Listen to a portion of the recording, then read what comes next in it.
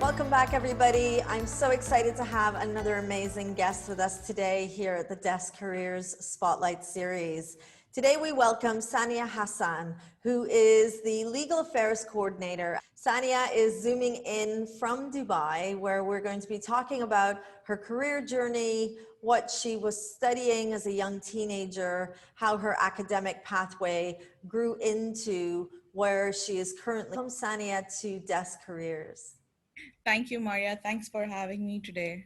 I'm so excited to have you here. I'm so excited to talk to you about the career journey that you've already described to me, and it's quite exciting, and I can't wait to share it with our students. I'm actually glad that I get to inspire young adults. And yeah, career choices is something that I wish someone actually told me before. But nevertheless, you always learn from your mistakes and you always strive to move forward. You know, I think when we talk about career discovery and the guidance that young people receive, of course, with times that we're living in, the guidance as technology has evolved, the guidance has also evolved. So I think that back in my time, and I'm much older than you are, Saniyah, I think that, you know, the guidance was very, very minimal, and I'm just excited that we're able to bring stories like yours, because this is where we can help young people connect the dots between the academic pathways and the realities of work. So That's true. let's start right at the beginning, where it all started for you. You mentioned to me in our pre-interview that, you know, sciences was always something you were interested in. Most particularly computer science engineering was something you always wanted to do as a young teenager. Who would you say inspired you down that pathway? I mean, did you just wake up one day and say, that's what I want to do? Or was there a key person or a key story in the headlines that made you get interested? I think I'm going to give you the most generic answer right now. I was absolutely inspired by Bill Gates. As I was growing up, his name used to pop up all the time. Microsoft was doing so well then, and with the onset of laptops and computers and how technology was evolving at such a fast pace, I was so fascinated by everything and anything that Bill Gates was doing. So I would say that he was the start. He was this. He inspired that spark in me, where I was, constantly saying that I need to become a computer science engineer. I need to, move into that field. I need to do that. And that's what led me to taking up computer science engineering in the first place. So before that, I took up math, science, and maths, physics, and computer science. And that's how I moved on to becoming a computer science engineer. What type of education would you say you had that kept you competitive in this work field today? Um, it's not about education only, I would say, but it's also a personality type. That's absolutely something that I think I tell everyone amongst my friends and people I come across, that yes, you have a certain type of education, but at the same time, you also need to have a resilient personality. And resilience is something that you build, and it's not something that comes to you naturally. So, and no matter what kind of education you've had, a lot of people have. I mean, for me, it was CBSE. Where I studied my schooling was CBSE, and CBSE is far different from what you would see, an O level, A levels kind of curriculum, or even when you move to the IB curriculum these days. They are very different and very vast, but yet we all end up in the same forefront for work and your career, right? So it's not just about how you've studied or where you've studied and how you've received your education, but also your resilience that puts you out there. And that's what you need, and that's what you need to build in spite of what the kind of hurdles you've faced in your education sector. Amazing. And I like that you're bringing this up, because I know that young people see university as the final destination. But just like you described, Exactly. it No. it Yeah. doesn't matter what education pathway you take, we all end up in the same organizations working in these roles, and it's about building those transferable skills. Let's dive into your professional title. You called yourself a legal affairs coordinator. And I asked you to describe your current role. I mean, it doesn't sound anything legal. And I think looking at a role like that as a young person, we might say, well, how does a computer science engineer end up a legal affairs coordinator? Like, connect the dots for us, Saniyah. Yeah. So most of my work in the legal department has everything to do with business processes and building pathways to how people do their jobs, right? So like I said before, computer science engineering was something that I did, and then when I started off as an IT support officer, that was the first role that I took up in my career. I found it very, very boring and monotonous, and it was not me. I knew that instantly within 6 months of getting into the job. I knew that I'm someone who likes challenge. I like spontaneity. I like exploring new things, and although I was in an IT sector, I wasn't getting to do that. So when I moved to the management field, I made sure that even though I moved to management, I had the basis. I always kept IT as my base, right? So in the first job that I took up, I was able to successfully implement a commercial quotation management system. Again, that was a bespoke system that I created for the first company, and for the second company, I remember in implementing. Bespoke system again, which was going to help manage the matter within the organization. And hence, again, there an IT support was required, except it was just not the IT support, but also needed to, the person who was doing the job also needed to know the ins and outs of how a legal department works, right? So if you remove me from the legal department and put me in another department, it is going to be like, I know how the system, I know how the computer system works. However, I will need to educate myself in how the business department works in order for me to implement it in the computer system. So that's what I do. That's how I ended up in the legal department, to help them out with understanding their processes and actually automating that into a system. So you see, there is an IT background there, but at the same time, I needed to make sure that I understand business processes going on within a legal department as well, which is an in-house corporate legal system. So that's how I made the switch, and this is where I am right now. Amazing. What tips can you offer a young person that might feel pigeonholed into a career because they think the subject that they took at university will pigeonhole them into that? Actually, when you talk about pigeon, it's not really a pigeonhole, but let's just say that the subject that you took is your niche. You understand it, you love it, you are passionate about it. I am passionate about computer science, right? But at the same time, I knew I needed to move ahead. But that did not stop me. My niche still remained IT processes, how things work and how to automate it, right?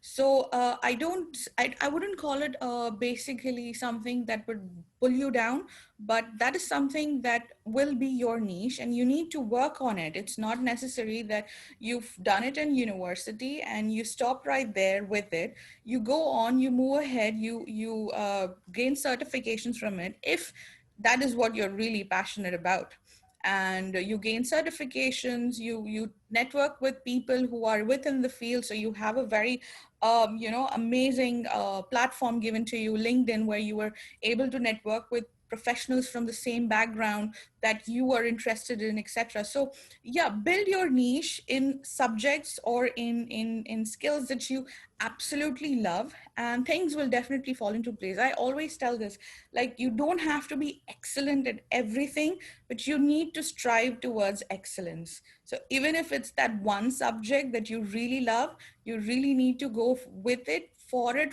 towards it. Amazing. Talk to me about what kinds of out of the classroom experiences, now that you work in an organization, now that you're in that position, looking back at the younger people, thinking, I want to be in Saniyah's position one day. What kind of out of the classroom experiences do you recommend they should start taking ownership of? Um, the thing is, of number one, I would say is that it's okay to fail. It's okay to think that what I did was not uh, is not what I want to do in the future. So that is one of the biggest life lessons that I received myself, and I did not think that I did not go into depression because of it. At one point, I felt sad that I may have utilized my time in a better way, but I think it's never too late, and you can always learn from that. And for people who want to be where I am, like I said, I took up management as one of the when I moved forward. So management, and that too in MBA Global. But anytime you think that you need to actually educate yourself within a certain sector or within a certain field, all you need to do is do your research before actually getting into that education field. Like you want to know that the reason that the the field that you're actually going into is very recent. It's also it's not something that becomes redundant. At the same time, it has to be relevant. So even the any certifications that you're doing, or any masters you're taking up, or anything that you're doing, it needs to be relevant with the times that we are in right now. And as sad as that it may be, or it's exciting, definitely. We are literally at the center of something that's moving very fast. So if I said something 20 years ago, we would still be saying that, okay, engineering, compute engineering, or you want to do an MBBS, and then you would get a certain job, and you have a pathway to things that you want to do. But these days, that's not what actually is happening in the world right now. Even with MBA, I can move into a management consultancy field as well, and that's actually what I want to do in the future.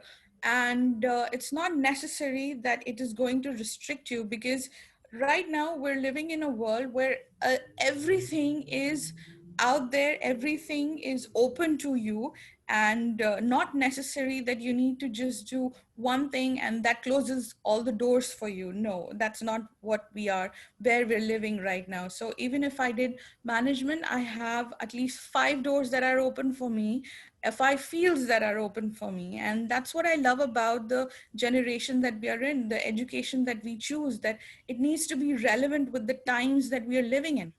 So do your education, do your research very well before you actually step into what you really want to do. Amazing. Thank you.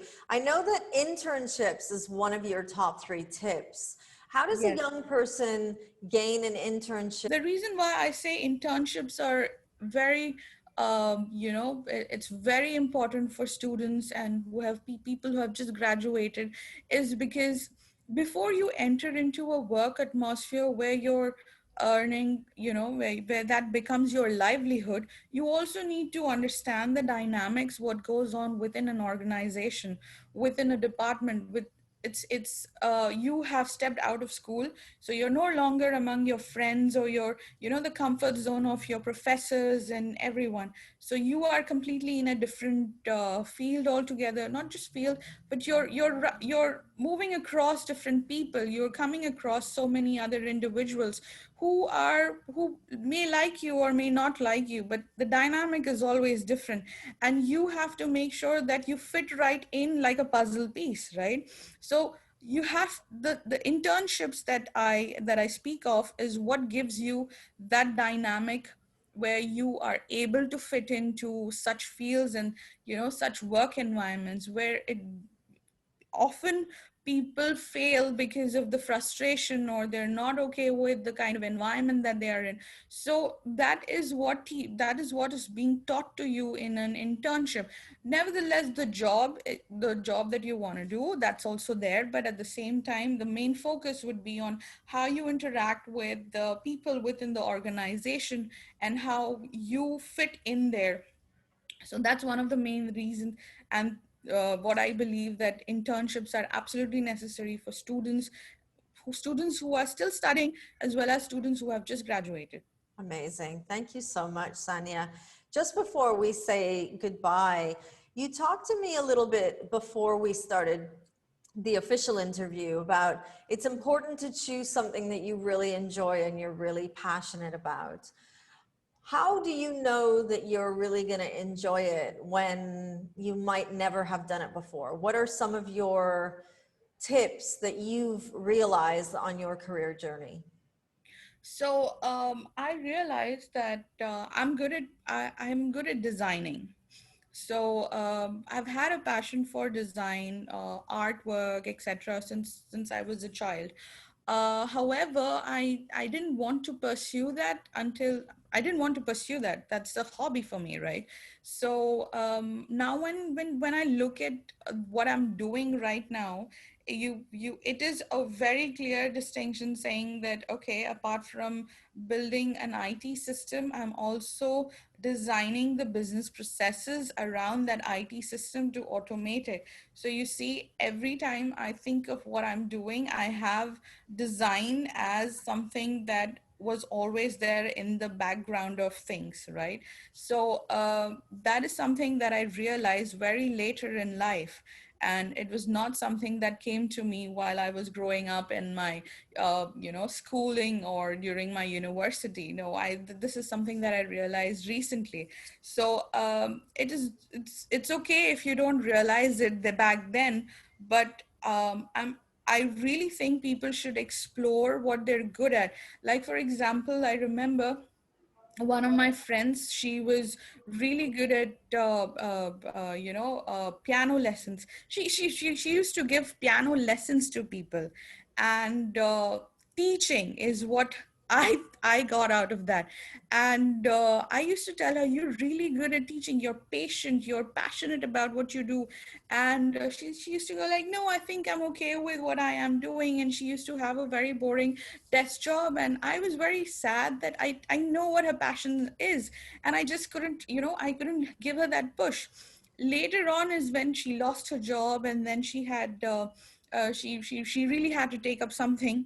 That's when she had a teacher's job, and that's when she realized that, oh my god, I'm really good at teaching. And she moved back to the school that we graduated from, and she's doing really well there as a teacher, and she loves the job that she's doing. So you see, there are certain things that you pick up along the way for yourself. It's your personality, so you need to be very open to things that you do. And if there is someone out there who's pointing it out for you, you have nothing like it. Like for me, I had to figure this out on my own. But if there's someone out there who's telling you, you're really good at this, you listen to them, you explore the possibilities within that realm as well. So I think you shouldn't close your ears to any sort of advice that you get, anything someone has to say, especially your close people. If they have to say something about, you're really good at something, you take that advice, you explore it, and you see if you're really good at it. If you think you can excel at it, and then you just go ahead and head on with your decision. So yeah. Amazing, amazing, amazing. So explore what you're good at, do what you're passionate in doing. It's never too late to change and get those internships where possible. Thank you Yes. so much, Saniyah. That was an amazing talk. Anybody tuning in right now, that was Saniyah Hussain, who is currently the Legal Affairs Coordinator, talking to us about her career journey. Thank you, Saniyah, for joining us. Thank you, And Maria. Thank you so much. we look forward to seeing you all again at our next Desk Careers Spotlight interview. Thank you.